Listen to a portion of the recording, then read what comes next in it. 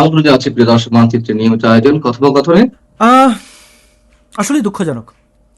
এবার আরেকটি বিষয়ে অনেকে কথা তুলছেন যে এই মানুষটিই তো বঙ্গবন্ধু শেখ মুজিবুর রহমানকে সপরিবারে যে হত্যা করার দিনটি 15ই আগস্ট, সেই দিনটিকে বেছে নিয়েছিলেন জন্মদিন উৎসবের নামে আসলে রাজনৈতিক যে কুৎসিত একটা চরিত্র তার সেটি তুলে ধরার জন্য।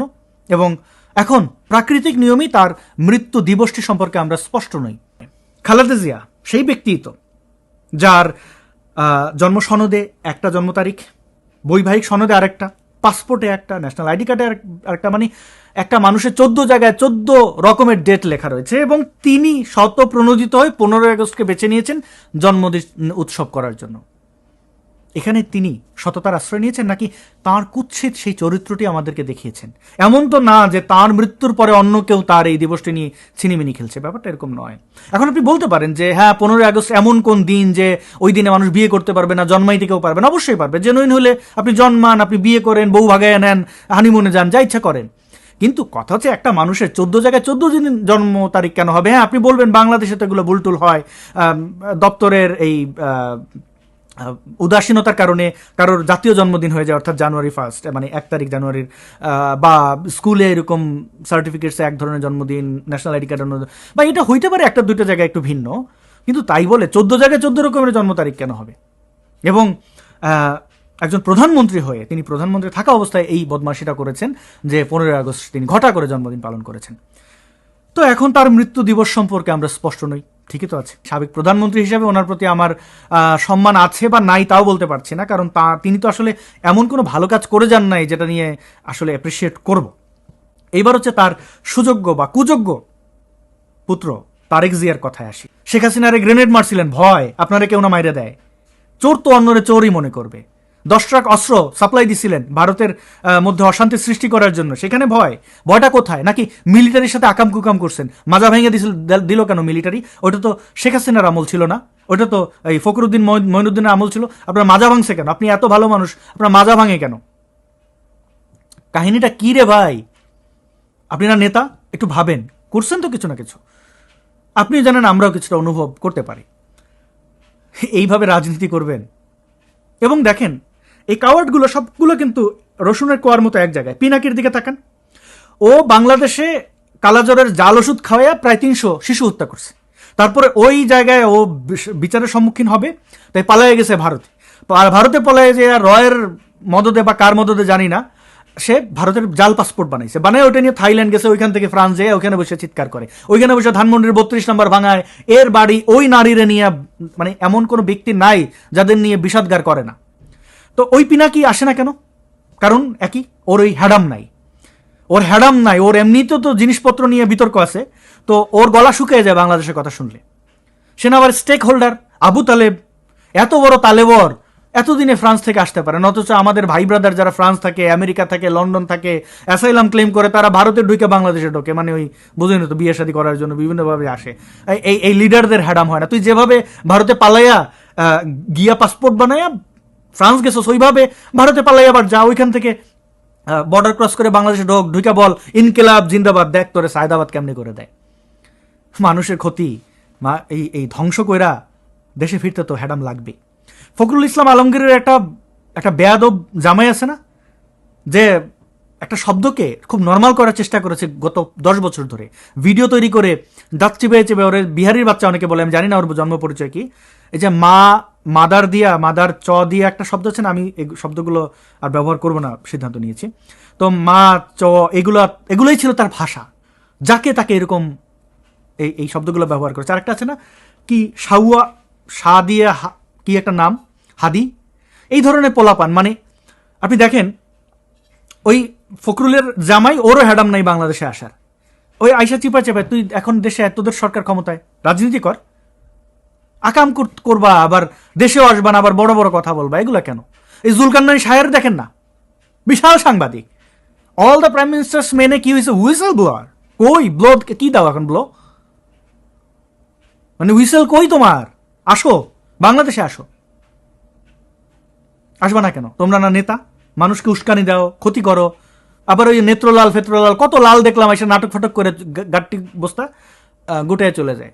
আরও দেখবেন এই যে বাংলাদেশে যেগুলো এই যে সায়ান টায়ান এই কি বাদন টাদন আসমান কাপা ওই কোন খাট কাপা কি কাপা কাপাকাপি সবগুলো পালাবে, সব পালাবে, জীবনে কাউকে মুখ দেখাবে না, কারণ তারা ক্ষমতায় থেকেই বাংলাদেশে ফিরতে পারেনি। তার এক্সার কথা বলছে। এখন আপনি বলবেন যে ও মা তুমি তো পালাইয়া গেছো, আমি পালাইয়া যাই নাই রে ভাই, আমি পালাইয়া যাই নাই। 2017-তে সুনিশ্চিতভাবে হত্যার শিকার হব বইলা ভারতে প্রস্থান করতে বাধ্য হয়েছি, হিজরত করছি। হযরত মোহাম্মদ যেভাবে মক্কা থেকে মদিনায় পালাইয়া যেতে বাধ্য হয়েছেন, ওইভাবে পালাইয়া যেতে বাধ্য হয়েছি জীবন বাঁচাইতে। 1 বছর ভারতে অবস্থান করে বুঝতে পারছি ভারত আমার জন্য না। একটা মানুষ তার নিজের মাতৃভূমি ছেড়ে অন্য একটা দেশে প্রস্থান করতে বাধ্য হয়েছে, তার মানবিক অধিকার রয়েছে ওই দেশে রাজনৈতিক আশ্রয় পাওয়া। ভারত আমাদেরকে বন্ধু মনে করেন, আর রাজনৈতিক আশ্রয় তো দেয়ই নাই, কোনো প্রকার কোনো সুযোগ সুবিধা তো দূরের কথা, বেঁচে থাকার কোনো অধিকার পাই নাই। তারপরে সিদ্ধান্ত নিছি, আবারও বলছি, আমি সিদ্ধান্ত নিচ্ছি যে ভারতে মৃত্যু হওয়ার চেয়ে বাংলাদেশে জঙ্গি জিহাদিদের হাতে মরা ভালো। অন্ততপক্ষে আমার লাশটা আমার বাবা মা দেখতে পারবে। তারা তো আর আমার জন্য কম চেষ্টা করে নাই, আমি যেন ইসলামে থাকি অনেক চেষ্টা, তারা অন্ততপক্ষে লাশটা দেখে কাঁদুক। বাংলাদেশে ফিরলাম এবং অ্যারেস্ট হইলাম, যথারীতি বৈধ পন্থায় বের হওয়ার চেষ্টা করছি, এয়ারপোর্টে অ্যারেস্ট হয়েছে। তারপরে একবার এক টার্মে জেল খাটলাম, জেল কেটে বের হইলাম, বাংলাদেশের টিএসসিতে ঘোরাঘুরি করলাম, এটাও হেফাজতের আপত্তি। তারপরে তারা সরকারকে চাপ দিল, 2018-র ইলেকশন সামনে ছিল, অর্থাৎ এটা হচ্ছে সেপ্টেম্বরের 12 তারিখ, ডিজিএফআই আমাকে গুম করে নিয়ে গেল, আটকায় রেখে পাসপোর্ট টাসপোর্ট সব কিছু নিয়ে যেয়ে জীবন তছনছ করে দিল। তারপরে জেল থেকে বের হওয়ার পর আবার মিথ্যা মামলায় জেলে গেলাম, জেল থেকে বের হইলাম, তারপরে পাসপোর্ট পাই না। এখন দেখলাম যে আমার অন্যান্য অ্যাক্টিভিস্ট ব্লগারদের মতো আমাকে হত্যা করবে এবং এই জঙ্গি নাটক, অনেক নাটকের আমি বলির পাঠা হব না, আমি আবার দেশ ছাড়তে বাধ্য হইলাম। কোনোবার পালায় যায় না, এই বাংলাদেশে কারোর থাপ্পড় দেয় নাই, কারোর ওনা ধরে টান দেয় নাই, ধর্ষণ খুন তো অনেক দূরের কথা, কারো টাকা পয়সা মারি দেয় না। পালাবো কিসের জন্য রে ভাই? আমার মানে পালানো কারে বলে যে আমি কিছু নিয়ে চলে গেলাম? আমি নিছি কি? সমাজে দিছি যতটুকু পারছি।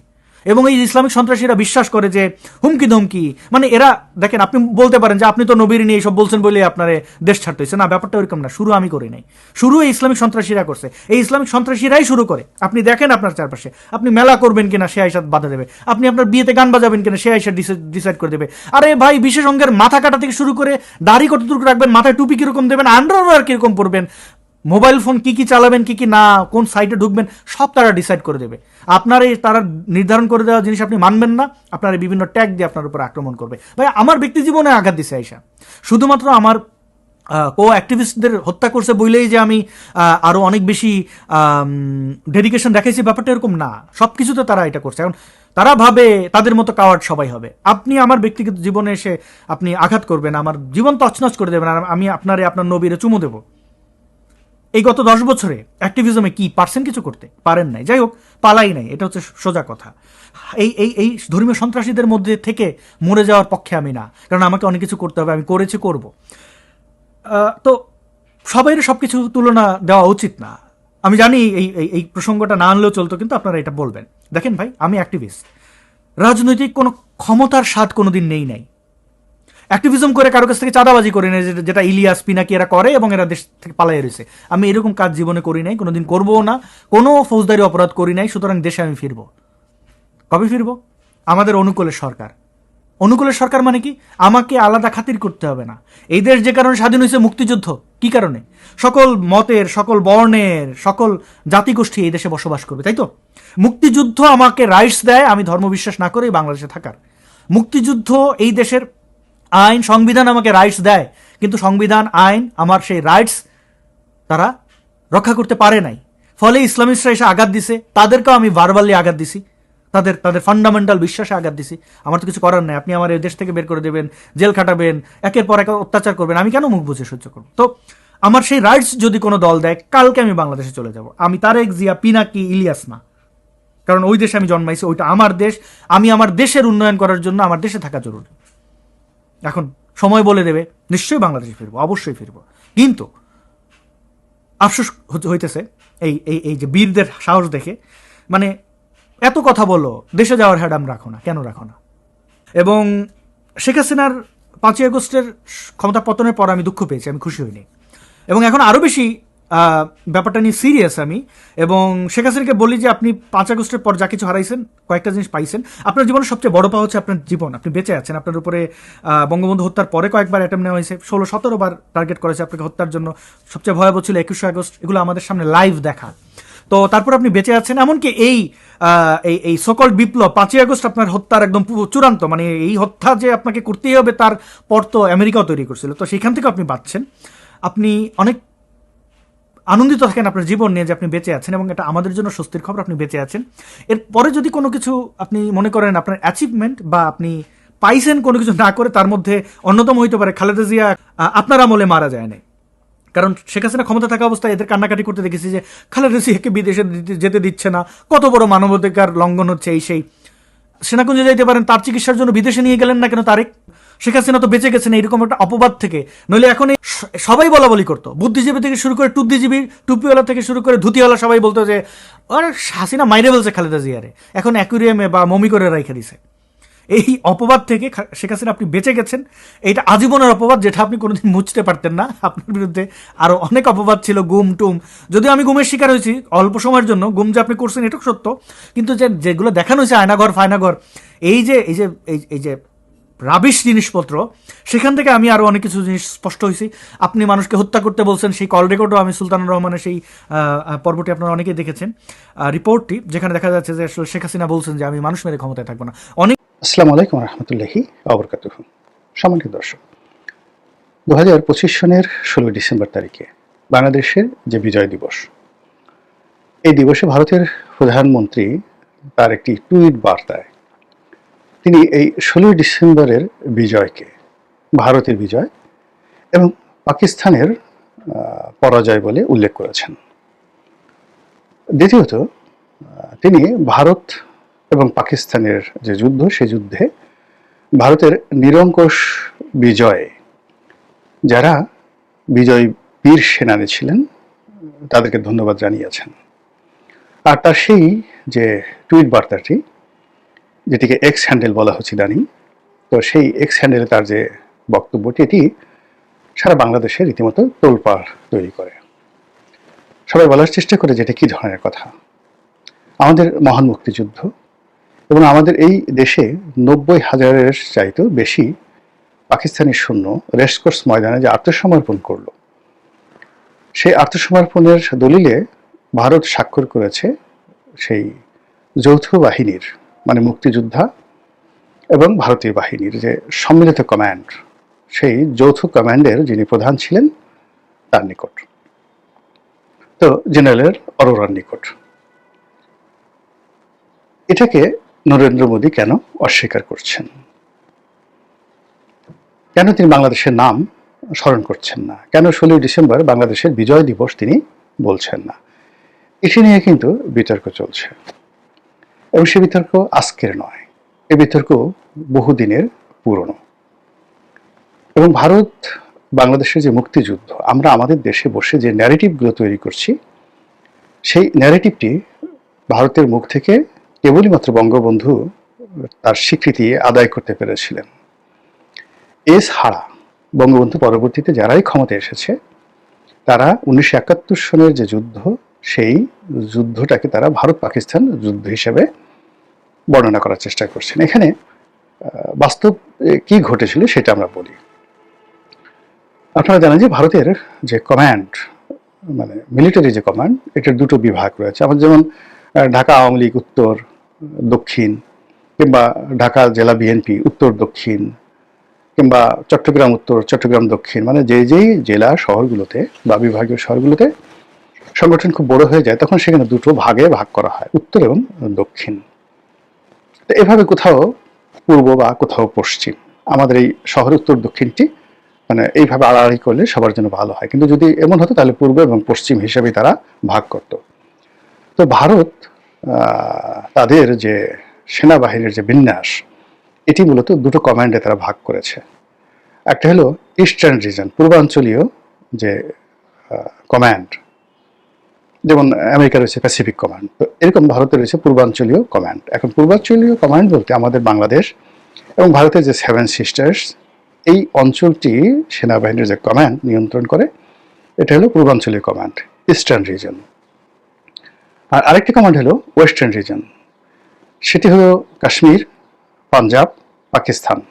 এই বেলটা যে সেনাবাহিনীর যে অংশটি থাকে, সেটিকে তারা ওয়েস্টার্ন রিজন বা ওয়েস্টার্ন কমান্ড হিসেবে ভারতীয় সেনাবাহিনী মনে করে। তো বাংলাদেশে যে ঘটনাগুলো ঘটছিল এর আগে ধরুন 1965 একটা যুদ্ধ হয়েছিল।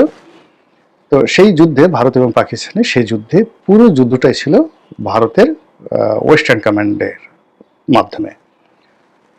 ভারত ভয় পাচ্ছিল যে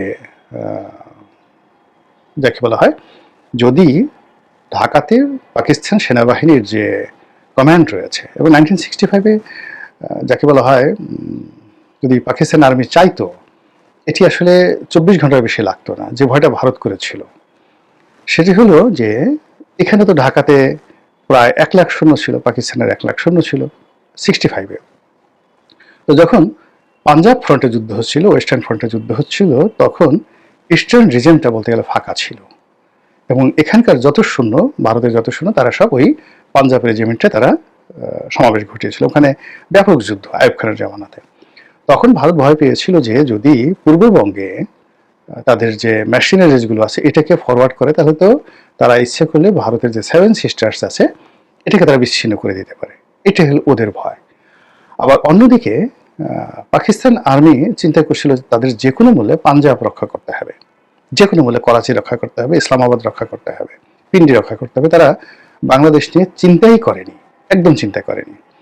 তো এই অবস্থাতেই পাকিস্তান সেনাবাহিনীর এই যে বাংলাদেশ নিয়ে যেটা গা ছাড়া ভাব, এই কারণে আমাদের যারা রাজনীতিবিদ তারা ভয় পাচ্ছিলেন, বিশেষ করে যারা ভারত বিরোধী রাজনীতিবিদ, যে এই বাংলা যেভাবে অরক্ষিত অবস্থায় আছে, ভারত যদি জাস্ট একটু চোখ টিপ মারে তাহলে তো মানে আমাদের সিলেট, যশোর, বেনাপোল, কুষ্টিয়া, ভেড়ামারা এই সকল এলাকা ভারতের জন্য দখল করা ওয়ান্টুর বিষয়। ফলে 1965-এ যে একটা মনস্তাত্ত্বিক যুদ্ধ হয়ে যায় বাঙালির মধ্যে, তখন থেকেই বাঙালিরা চিন্তা করলো যে না, প্রথমে স্বায়ত্তশাসন পরে স্বাধীনতার দাবি প্রবল থেকে প্রবলতর হতে থাকলো।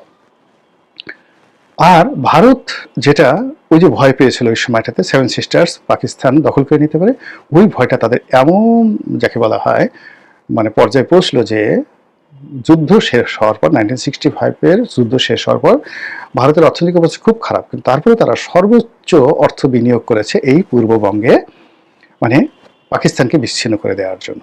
যাই হোক, যখন যুদ্ধটা অনিবার্য হয়ে পড়লো, যে যুদ্ধটা আসলে তখন কোনো রাজনীতিবিদ চায়নি, পাকিস্তান মনে করেছিল যে যেহেতু বাঙালি, ভীরু বাঙালি, তাদেরকে জুলুম অত্যাচার করলে তারা দমে যাবে। অর্থাৎ 24-এর যেভাবে দমন পীড়ন চলেছিল এবং সরকারি বাহিনী মানে আওয়ামী লীগ যারা সরকার তারা মনে করেছিল যে এটা কোনো ব্যাপার না, অতীতে বহুবার বিরোধী দলদের উপর লাঠি চার্জ করে, মামলা হামলা করে, গ্রেনেড চার্জ করে সফলতা পাওয়া গেছে, কাজেই ছাত্র যারা আছে কোনো ব্যাপারই না। তো ওভাবে পাকিস্তান আর্মির একটা দম্ভ ছিল যে সেই 1947 থেকে একেবারে সেই 1970 সন পর্যন্ত তারা প্রত্যেকটা বাড়ি বাঙালিকে দমন পীড়ন করেছে এবং অত্যন্ত শক্ত হাতে সবকিছু দমন করেছে, ইচ্ছা মতো মেরেছে, কেটেছে, তার কোনো যাকে বলা হয় প্রতিবাদ হয়নি। ফলে 70-এর নির্বাচনে আওয়ামী লীগের ভূমিধর বিজয়ের পরে যখন অপ্রত্যাশিতভাবে, যেটা পাকিস্তান আশাই করে নাই, শেখ মুজিব বঙ্গবন্ধু তিনি যখন সরাসরি পাকিস্তানের প্রধানমন্ত্রী হইতে চাইলেন, এটা মানে তাদের কাছে একটা বজ্রপাতের মতো মনে হলো যে তাকে আমরা একটা প্রাদেশিক সরকার গঠন করার সুযোগ দেয়নি 1954-এ, তাও আবার হোসেন সৈয়দ সরওয়ার্দীর মতো মানুষকে, আতাউর রহমান সাহেবের মতো মানুষকে।